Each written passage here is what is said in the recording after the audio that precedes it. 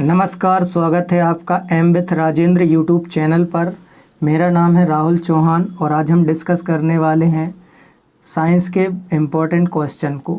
तो पहला क्वेश्चन है, निम्नलिखित में से कौन सा आयोडीन का सबसे अच्छा स्रोत है? तो सबसे अच्छा स्रोत है शैवाल, जो कि समुद्री शैवाल भी होती है, नदी तालाब के पास भी पाई जाती है। शैवाल आपने देखी होगी, हरी हरी घास जैसी दिखती है। और इसी शैवाल और कवक दोनों को मिला के क्या बनते हैं बताइए? इनको मिला के बनते हैं लिटमस के पेपर। लिटमस पेपर आपने सुना होगा, लाल लिटमस, लीना लिटमस। तो अब ये वो नहीं पूछते कि लाल लिटमस, लीना लिटमस किसको कैसा करेगा। अब ऐसे क्वेश्चन आते हैं कि ये बनता किससे है? तो ये बनता है एल्गी और फंजाई से। और जब ये दोनों एक साथ रहते हैं, एक दूसरे को फ़ायदा पहुंचाते हैं, तो इसको साइंस में बोलते हैं सिम्बायोटिक रिलेशन, अर्थात सहजीविता संबंध। चलिए नेक्स्ट क्वेश्चन देखते हैं। क्वेश्चन नंबर 2, थायमीन क्या है? तो थायमीन को बोलते हैं विटामिन B1। तो यहाँ पर बी टाइप हो गया है, तो विटामिन B1 को बोलते हैं थायमीन। तो इसका रासायनिक नाम हो गया विटामिन B1। चलिए नेक्स्ट क्वेश्चन देखते हैं। क्वेश्चन नंबर 3, जिस विटामिन में कोबाल्ट होता है वह कौन सा विटामिन है? तो कोबाल्ट वाला विटामिन है विटामिन B12। ठीक है, तो यहाँ पर सभी बी कॉम्प्लेक्स के विटामिन को B1 2 3 ऐसे कुछ लिखने थे, यहाँ पर गलत टाइप हो गया, आप लोग सुधार लेना। विटामिन B12 है ये, और विटामिन B12 को ही नीला विटामिन भी बोलते हैं। और ये विटामिन B12 हमने बताया था कि कोलन वाले भाग में ई कोलाई बैक्टीरिया अपन को बना के देता है, मतलब ये बड़ी आंत में बनता है। और नीले कलर का, नीले से याद आया, जो नीले कलर का रक्त होता है वो होता है ऑक्टोपस का। और उस नीले कलर का रक्त किस पिगमेंट की वजह से होता है? तो हीमोसाइनिन की वजह से होता है। चलिए क्वेश्चन नंबर 4 को देखिए। लाल रक्त कोशिकाएं अर्थात RBC का निर्माण हमारे शरीर में किस भाग में होता है? तो ये आपको पता होना चाहिए, अस्थि मज्जा अर्थात बोन मैरो में होता है। ये हमने आपको बताया था, इसके पहले भी शायद बता चुके हैं कि जो हड्डी, खोखली हड्डी होती है, वो उसी वाले पार्ट में बनती है RBC और WBC भी। चलिए नेक्स्ट क्वेश्चन देखते हैं। क्वेश्चन नंबर 5, वयस्क पुरुष में RBC की सामान्य संख्या कितनी होती है?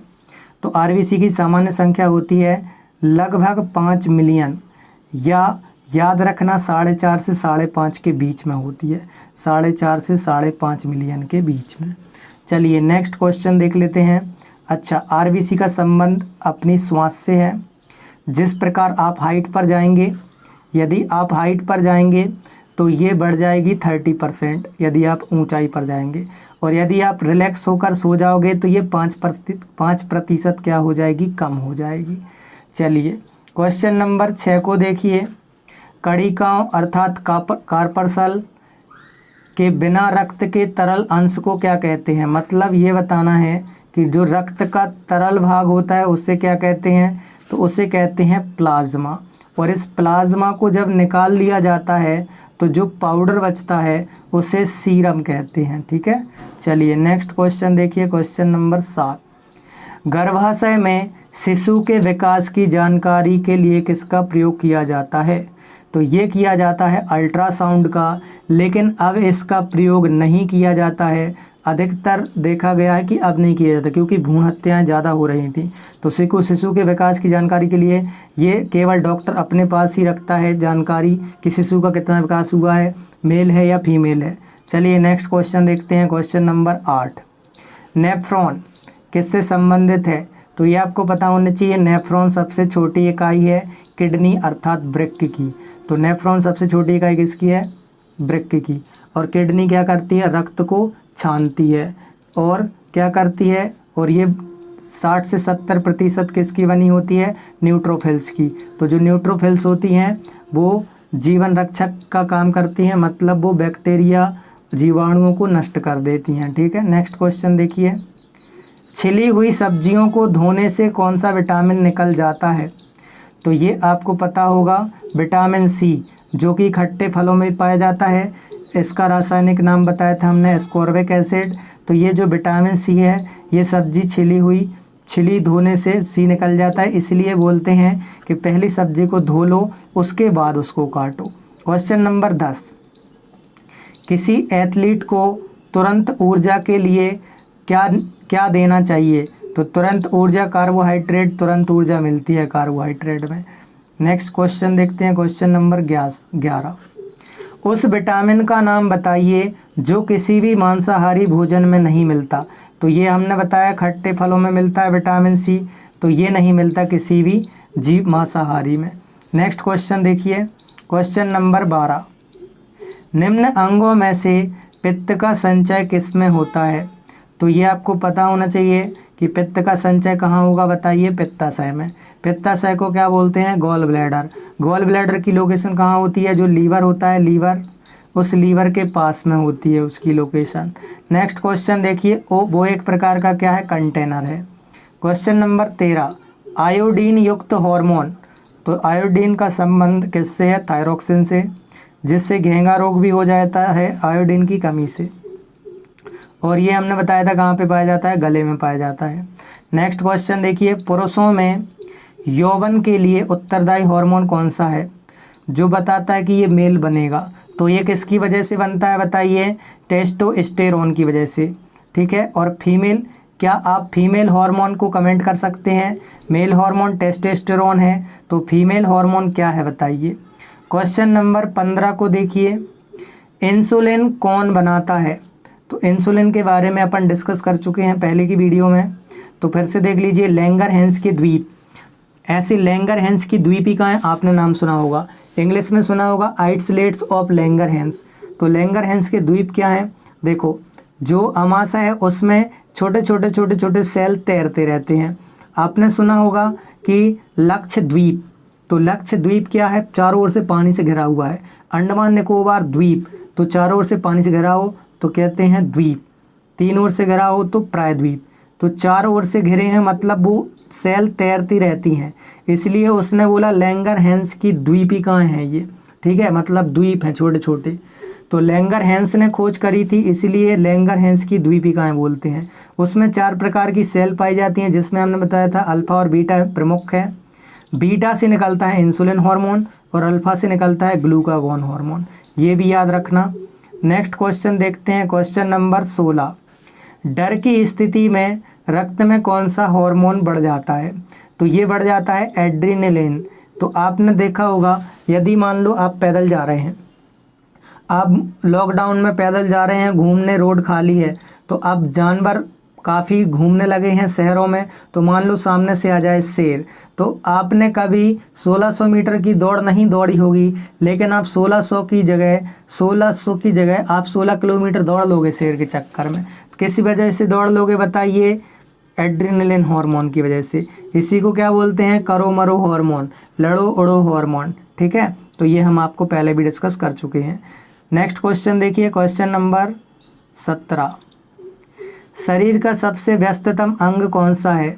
तो ये तो पता होगा आपको, हृदय, जो कि हार्ट है, मनुष्य का ह्यूमन हार्ट है, वो कभी नहीं रुकता।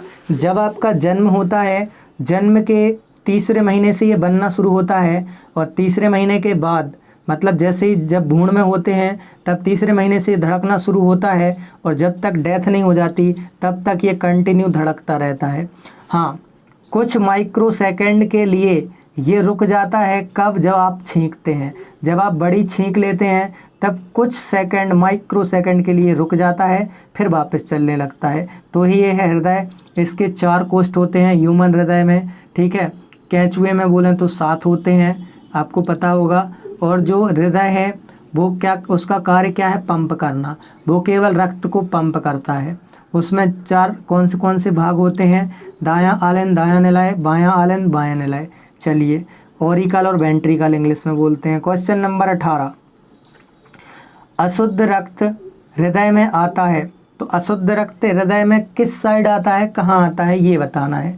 तो देखो, बाएं साइड बहता है शुद्ध, जो हार्ड होता है वो बाएं साइड बहता है, उसमें शुद्ध, और दाएं साइड बहता है अशुद्ध। तो दाहिने आलिंद में आता है सबसे पहले, फिर जाता है निलय में।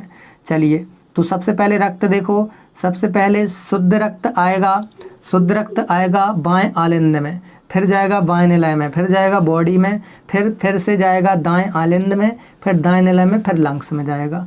चलिए, परिसंचरण तंत्र में आपने पढ़ा होगा। Question number 19। मनुष्य के शरीर की सबसे छोटी अस्थि जो कि स्टेप बोलते हैं जिसको, वो कान के कौन से वाले भाग में पाई जाती है? तो ये आपको पता होगा, मिडिल ईयर बोलते हैं इंग्लिश में, हिंदी में बोलते हैं मध्य कर्ण। तो ये मध्य कर्ण में पाई जाती है। सबसे छोटी कौन सी है बताइए स्टेप्स? सबसे बड़ी बोलेंगे तो फीमर। नेक्स्ट क्वेश्चन देख लेते हैं, क्वेश्चन नंबर 20 बोल रहा है हीमोग्लोबिन निम्नलिखित में से किसका महत्वपूर्ण घटक है? तो जो हीमोग्लोबिन है वो किसका घटक है? लाल रुधिर कणिकाओं का, अर्थात आरबीसी का। नेक्स्ट क्वेश्चन देखते हैं 21, कोयले के जलने से बनती है। तो कोयले के जलने से ओबीसी बात है, कार्बन डाइऑक्साइड बनती है। और कार्बन डाइऑक्साइड जो कोल यूज़ होता है, तो कोयले को बोलते हैं उद्योग की जननी, मतलब कोयले नहीं होते तो उद्योग नहीं होता। ठीक है, तो आज इतने कल कारखाने चल रहे हैं, इनसे क्या हो रहा है? वायु प्रदूषण बढ़ रहा है। कार्बन डाइऑक्साइड जैसे ही वायुमंडल में बढ़ जाती है तो वैश्विक तापमान में भी वृद्धि हो जाती है। ठीक है, तो कार्बन डाइऑक्साइड के और भी बहुत सारे रीज़न हैं नुकसान के। अभी के लिए इतना ही। देखो नेक्स्ट क्वेश्चन, क्वेश्चन नंबर 22, सामान्य ट्यूबलाइट में कौन सी गैस होती है? तो ये आपको पता होना चाहिए कि मरकरी वेपर होती है इसमें। आर्गन के साथ क्या होती है? Mercury vapour. हिंदी में बोलते हैं पारद बाष्प। तो आर्गन के साथ क्या होती है? Mercury vapour. इसलिए बोलते हैं ट्यूबलाइट को फोड़ना नहीं चाहिए, क्योंकि मरक्यूरी से क्या होता है बताइए? मिनीमाटा रोग होता है। और एटाई होता है कैडमियम से। तो मरक्यूरी से होता है मिनीमाटा रोग। और ये क्या बताइए? जापान का टर्म है, जापान में हुआ था ये पहले वर्ल्ड वॉर के समय। ठीक है, इसलिए बोलते हैं ट्यूबलाइट को तोड़ना नहीं चाहिए, क्योंकि पारद बाष्प उड़ जाएगी तो मिनीमाटा रोग हो सकता है। इसलिए उसको डिस्ट्रॉय कर दो, ज़मीन में जला गाड़ दो। नेक्स्ट क्वेश्चन 23, निम्न में से कौन सा एक विद्युत का सबसे अच्छा चालक है? वैसे तो सबसे अच्छा चालक चांदी है, चूँकि चांदी ऑप्शन में है नहीं, तो जल में बताना है तो समुद्री जल। अशुद्धि मिला दोगे ना तो जो चालक बन जाएगा। और जो आसुत जल होता है, आसुत, वो विद्युत का कुचालक होता है, क्योंकि उसमें आयंस होते ही नहीं है, उसका पीएच मान 0 होता है। ठीक है, तो 0 होने के कारण उसमें आयंस नहीं होते, तो वो इलेक्ट्रिसिटी जनरेट नहीं कर पाता है, मतलब ट्रांसफ़र नहीं कर पाता है। तो जो डिस्टिल्ड वाटर आता है ना, डिस्टिल्ड वाटर आपने देखा होगा, जो बैटरी में डालते हैं पानी कम हो जाता है तो वो कहलाता है आसुत जल। या आपने देखा होगा छोटे बच्चों की मेडिसिन जो आती है उसमें अलग से पानी मिलाने के लिए आता है, तो वो डिस्टिल्ड वाटर है। या किसी को इंजेक्शंस लगते हों तो अलग से उसमें डिस्टिल्ड वाटर मिलाते हैं, उसको बोलते हैं आसुत जल। क्वेश्चन नंबर नेक्स्ट 24, जो गैस आग बुझाने में काम आती है। तो आग बुझाने में कौन सी गैस काम आती है? कार्बन डाइऑक्साइड, क्योंकि ये भारी होती है। ठीक है, आग बुझाने के लिए 3 तत्व मौजूद, मतलब आग लगने के लिए 3 तत्व की ज़रूरत होती है, 3 कंडीशन की ज़रूरत होती है। एक तो इनिशियल टेम्परेचर होना चाहिए, दूसरा फ्यूल होना चाहिए, ईंधन होना चाहिए, और तीसरा होना चाहिए, फ्यूल हो गया और तीसरा हो गया ऑक्सीजन। इन 3 में से किसी एक की भी पावर कट कर दो आप तो आग बुझ जाएगी। तो आपने क्या किया? ऑक्सीजन की पावर कट कर दी, कार्बन डाइऑक्साइड की परत चढ़ा दी ऊपर, तो ऑक्सीजन की पावर कट हो गई तो आग बुझ जाती है। फिर ऐसे ही आपने देखा होगा ठंडे स्थानों पर, जो ज़्यादा ठंडे होते हैं वहाँ आग आसानी से नहीं लगती है। ठीक है, चलिए नेक्स्ट क्वेश्चन देख लेते हैं, क्वेश्चन नंबर 25, निम्नलिखित में से कौन सी एक अधातु है जो सामान्य तापक्रम पर तरल होती है? तो ये अधातु है ब्रोमीन, वेरी मोस्ट इम्पॉर्टेंट है, इसको ज़रूर याद रखना। और धातु बोलेंगे तो मर्क्यूरी, मर्क्यूरी अर्थात पारा। नेक्स्ट क्वेश्चन देखिए, क्वेश्चन नंबर 26, एक निष्क्रिय गैस जिसकी खोज पृथ्वी पर होने से पहले सूर्य पर हुई थी, तो ये है हीलियम। तो हीलियम कैसी गैस है? ये सबसे हल्की अक्रिय गैस है। क्वेश्चन आए सबसे हल्की गैस बताओ तो हाइड्रोजन, लेकिन सबसे हल्की अक्रिय बोलें तो ये हो जाएगी हीलियम। ठीक है, नेक्स्ट क्वेश्चन देखिए, क्वेश्चन नंबर 27, ध्वनि की अधिकतम गति किस माध्यम में होती है? तो ठोस में होती है, ना निर्वात में, ना वायु में, ना द्रव में, ठोस में होती है सबसे ज़्यादा। नेक्स्ट क्वेश्चन, क्योंकि इसको माध्यम की ज़रूरत होती है। क्वेश्चन नंबर 28, ध्वनि की गति सबसे तेज होती है, तो अब देख लो सबसे ठोस क्या दिख रहा है आपको? तो इन सभी में सबसे ठोस कांच दिख रहा है हमें, तो इसका राइट आंसर क्या हो जाएगा? कांच।